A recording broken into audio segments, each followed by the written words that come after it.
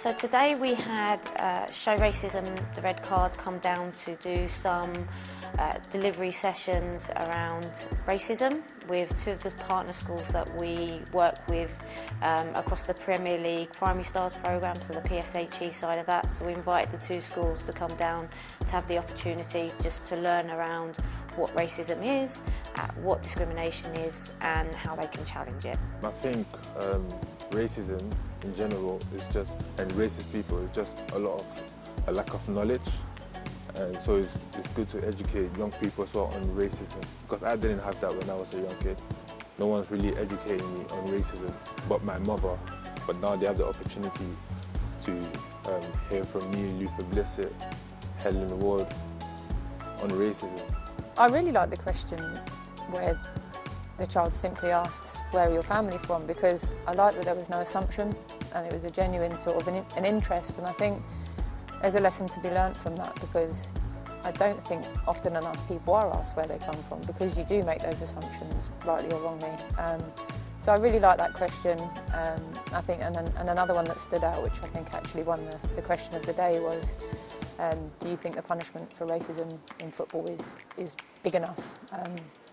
And actually it made me think I'm not really sure what the punishment is, and I think that's part of the problem, that nobody really knows what will happen if you are racist, and you know, if you don't know what the punishment's going to be, where's the deterrent? People really need to get punished for racism, because it's not good enough. It shouldn't be allowed. It shouldn't be in the world anymore. It's been too long. There needs to be an end to it. Education is essential. So I think it has to be a part of the punishment as well.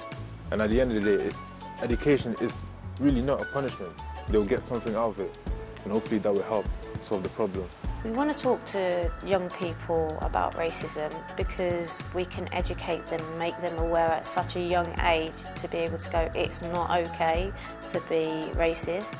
It's not okay for people to use words, whether that's in front of someone or whether that's on social media, and that actually each person are different, and we should enjoy those differences, whether that's cultural differences, whether that's nationality differences. And I think to be able to deliver that message across to young people, hopefully they'll take that home and tell their parents that they've learned about this, but also as they get older understand actually it's not okay and I will challenge it.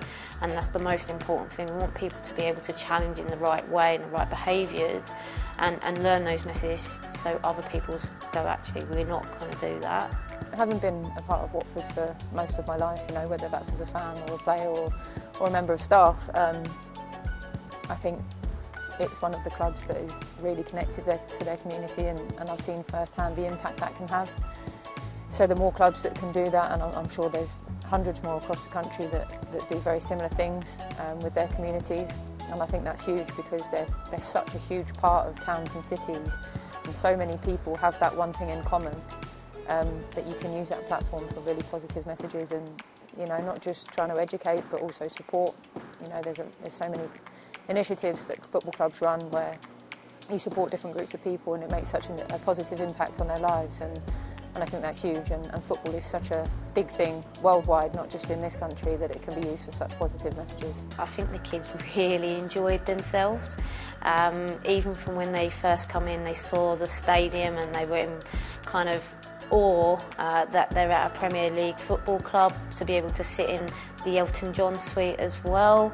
I think they then sat down, and I think to see them engaged in all the questions that were being asked, and also putting their hands up wanting to ask questions, and they all wrote their questions that they wanted to ask the panel.